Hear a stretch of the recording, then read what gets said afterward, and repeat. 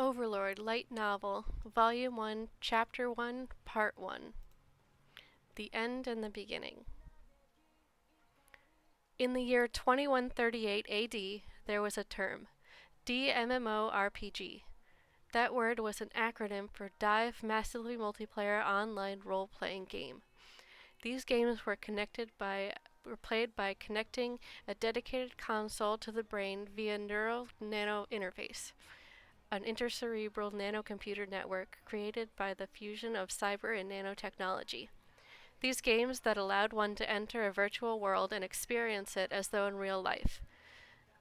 And among the myriad of DMMORPGs that thronged the market, one of them stood head and shoulders above the others, Yggdrasil. This game had been painstakingly developed and released 12 years ago in 2126. Compared to the other DMMORPGs of the time, Yggdrasil's selling point was player freedom. It had over 2,000 basic and advanced job classes. Every class that had a maximum of 15 levels, and so in order to reach the overall level cap of 100, one would need to take at least 7 different classes. However, players could take as many classes as they wanted, as long as they met each class's prerequisites. A player could even take 100 classes at level 1 each, although this was very inefficient. As such, in this system, it was virtually impossible to make identical characters unless someone was deliberately trying to do so. In addition, one could use various creator tools, sold separately, to fully customize one's armor, weaponry, flavor text, appearance, and other cosmetic settings. A vast playing field awaited its players. There were 9 worlds in total: Asgard, Alfheim, Vanaheim, Niflheim, Midgard, Jotunheim, Niflheim, Helheim, and Muspelheim. It boasted a massive world, numerous classes, and freely customizable appearances. These features ignited the creative spirits of its Japanese players and sparked what would later be known as a stylistic revolution. So popular was it that whenever the word DMMORPG was mentioned in Japan, listeners would immediately think of Yggdrasil. Still, all these things were in the past now. A gigantic table carved of gleaming black stone sat in the center of the room, surrounded by 41 luxurious chairs. However, most of those seats were empty. Once every single place had been filled, but now only 2 were occupied. One of the seated people was clothed in a magnificent black academic robe, edged in violet and gold. The collar seemed excessively gaudy, but somehow it fit the overall design. However, the exposed head was a bare skull. Points of dark red light glowed in the large eye sockets. Behind the skull glowed a halo of black radiance. The being in the other seat was not human either, merely a mass of black, sticky substance. Its tar-like surface rolled and writhed continuously, never staying in the same shape for more than a second. The former was an overlord, the highest ranked of those magical casters who had become undead in order to learn the most potent spells. The latter was an elder black ooze, which boasted the most powerful corrosive ability of the slime families. One might encounter these monsters in the most difficult dungeons. Overlords could use powerful spells of the highest tiers of magic, while elder black oozes were dreaded for their ability to degrade weapons and armor. However, these were not game monsters, but players. In Yggdrasil, players could choose their character races from 3 broad groups: humanoid, demi-human, and heteromorphic. Humanoids were the basic player type and comprised of humans, dwarves, wood elves, and the like. Demi-humans tended to be ugly, but possessed superior attributes to humans. Examples of demi-humans were goblins, beastmen, ogres, and so on. Finally, heteromorphic races had monstrous abilities, but despite their stats being generally higher than those of other races, they also possessed various drawbacks. There were around 700 playable races in total, including the advanced versions of these races. Naturally, the Overlord and Elder Black Ooze were among the high-tier heteromorphic races that were playable. The Overlord, who was speaking at the moment, did not move his mouth. That was because even with the most advanced DMMORPGs of the time, still could not overcome the technological hurdle of properly modeling the the changes on a character's face in response to emotions and speech. It really has been a while, Hiro-san. Although this is the last day of Yggdrasil, I didn't expect you to show up. Indeed it has, Momonga-san. The two of them spoke with the voices of grown men, but compared to the voice of the former, the latter's words lacked force, or perhaps it could say it just lacked energy. You stopped coming online after you changed jobs IRL. So how long has it been? About 2 years? That seems right. Well, it's been so long. This is bad. I've been doing so much overtime recently that my sense of time is starting to go weird. That's really bad, right? Are you okay? My body? Well, it's a mess. I haven't had to see a doctor yet, but I'm almost there. It's really bad. A lot of times I feel like I want to run away from it all, but then I think about how I need money to live and I go back to work like a whipped slave. Ugh. The Overlord, Momonga, lowered his head in an I can't take it gesture. That's terrible. As though following up on Momonga's comment, Hirohiro delivered a grim monologue, his words laced with unimaginable reality. The two of them griped loudly about the foolishness they encountered in their working lives. Subordinates who did not know how to report, communicate, and discuss things, spreadsheets that changed by the day, scoldings by their superiors for not meeting various KPIs, working late every day until they could not go home, gaining weight because of their irregular lifestyles, and the increasing amounts of medicine they had to take every day. Hirohiro's grievances burst forth like a broken dam, and Momonga lent him his ear. A lot of people were adverse to discussing reality in the virtual world. It was fairly normal for people to not want to talk about their offline lives in game. However, this was not so for the two of them. The guild they belonged to, a group that was founded and managed by players, Ainzulgon, had two conditions that each of its members had to fulfill. The first was that everyone had to be a working member of society. The other was that they had to play heteromorphic characters. Because of these rules, the topics they discussed often revolved around their jobs in the real world. Any member of the guild would field these questions, and as such, the conversation between the two would be considered standard fare for the guild. After about 10 minutes, the torrents of words that flowed from Hirohiro dwindled to a trickle. I'm sorry for making you listen to my whining. I can't complain much IRL. The place corresponding to Hiro's head seemed to sway as though he was bowing in apology. Thus, Momonga replied, Don't worry about it, Hirohiro-san. I made you come online despite you being busy, so listening to your complaints is only expected. I'll hear you out, no matter how many you may have. Hirohiro seemed to have recovered some of his old energy, and with somewhat more energetic laugh, he replied, I'm grateful for that, Momonga-san. I'm glad I could meet a friend after signing on. I'm very happy to hear you say that, too. Although it's about time for me to log off. Hirohiro's tentacle waggled in midair, as though he were operating something. Indeed, he was operating a menu. You're right, it's getting pretty late. I'm sorry about this, Momonga-san. Momonga sighed gently, as though he didn't want Hirohiro to sense the regret in his heart. Well, if it's like that, then it's a shame. Time flies so fast when you're having fun. I really did want to stay with you till the end, but I'm about to fall asleep. Well, you do sound pretty tired. Then you should log out soon and have a good rest. I'm really sorry, Momonga-san. Although, how long do you plan to stay, guild leader? I intended to stay on until I was automatically logged out once the server shut down. Since it's still a ways off, maybe someone might come and by in the meantime. Is that so? Well, I really didn't expect this place to be so well preserved. At this moment, Momonga was grateful that he had no way to show his expressions. If he did, Hirohiro would probably have seen his face twist up. Even then, his voice would betray how he truly felt, so Momonga kept quiet in order to suppress the feelings surging within him. He had worked hard to maintain the guild precisely because he had built it up along with everybody else, but hearing words like these from one of his guild members sparked a mix of complicated emotions in his heart. However, these feelings dispersed like mist as Hirohiro continued. Momonga-san, you must have kept the guild going as its leader so we could come back to it at any time. Thank you very much. It was a guild built by everyone, so it's my job as guildmaster to keep things going so that the members can come back at any time. Yes, we had fun with those games because you were our guildmaster, Momonga-san. I hope that we meet again. It'll be in Yggdrasil too.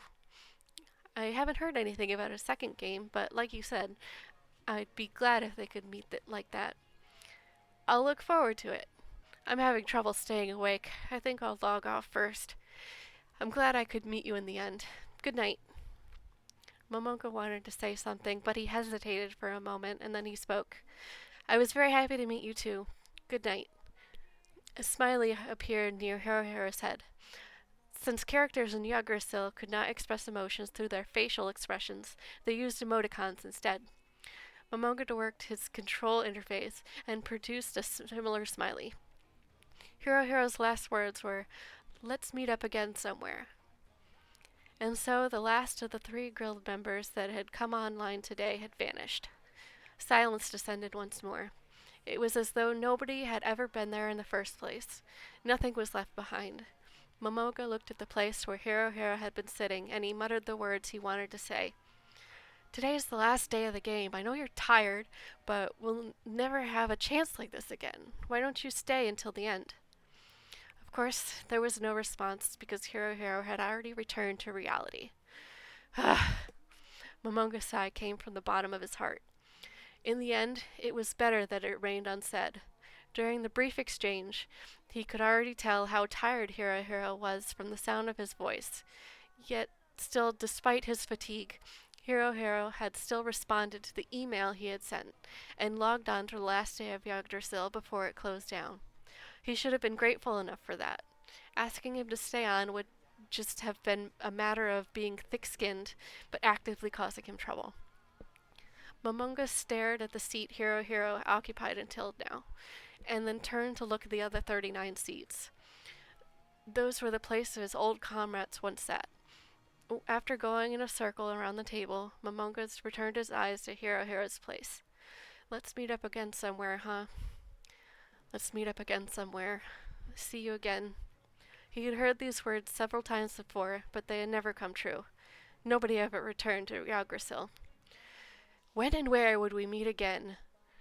Momonga's shoulders shook violently, and the words he could no longer hold back exploded forth. Are you kidding me? He pounded the table as he shouted.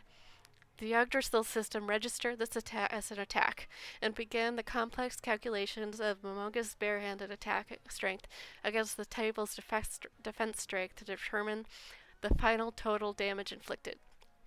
In the end, the area Momonga struck emitted a simple 0. This is the great tomb of Nazarick that we built together. How could you just abandon it like that? After he shouted the words in his heart, the only thing left in there was emptiness.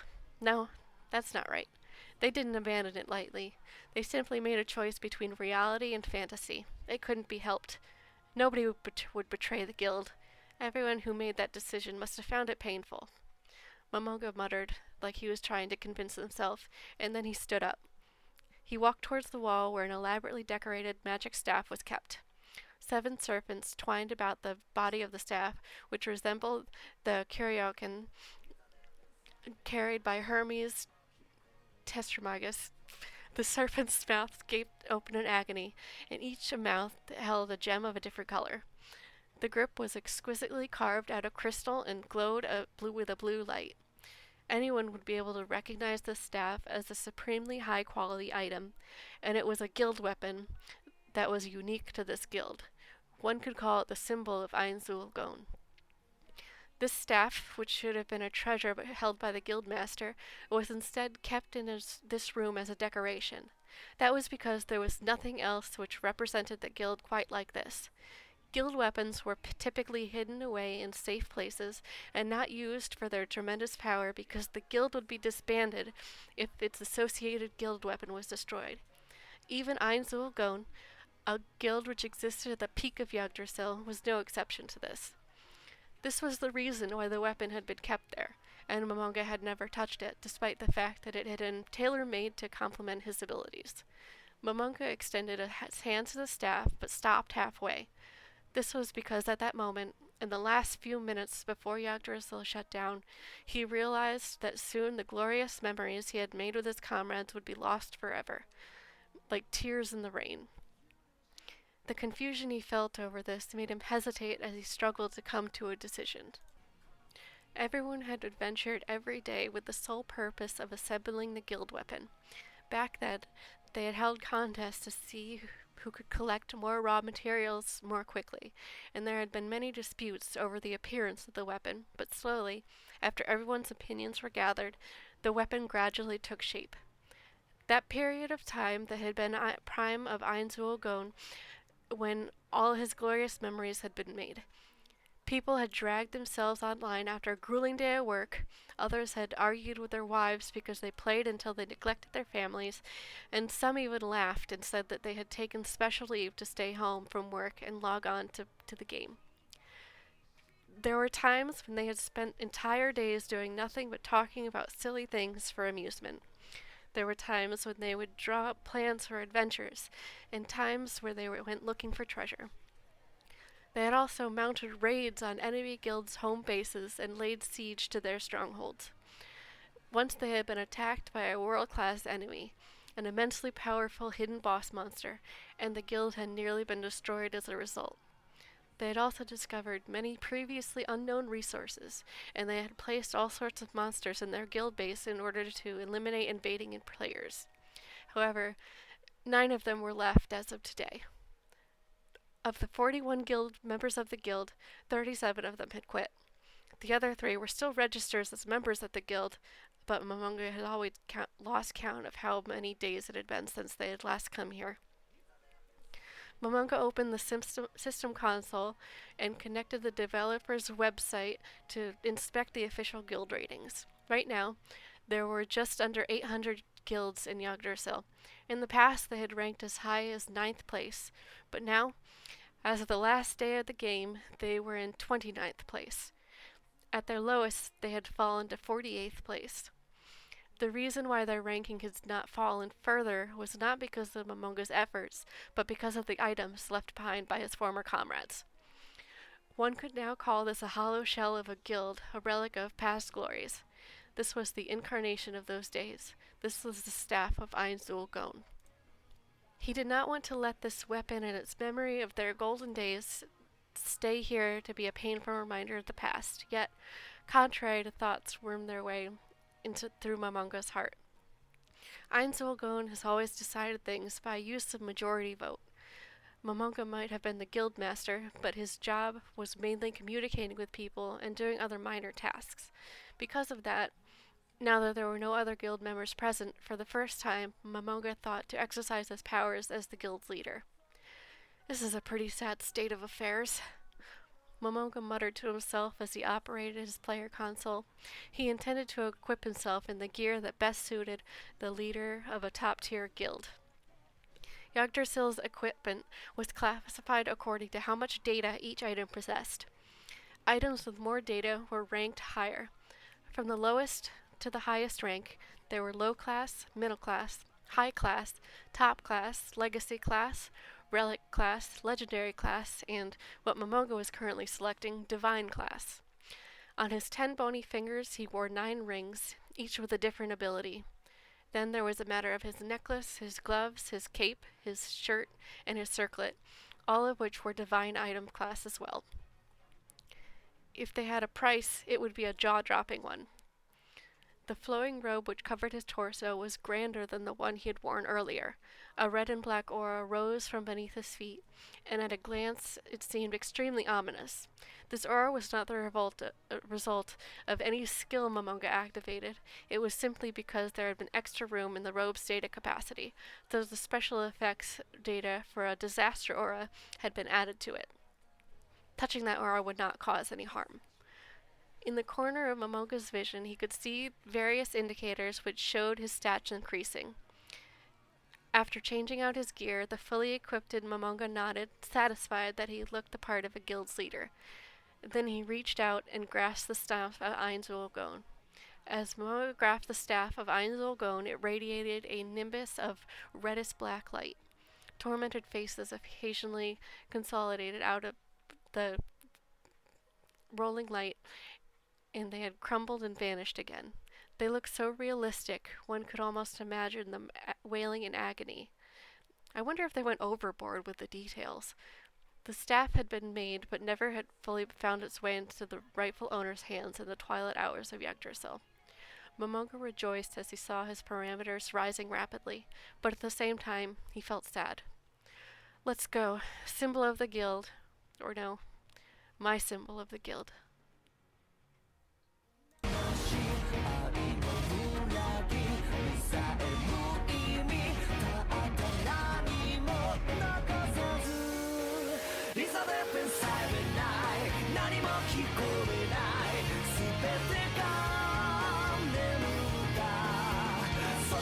Skythewood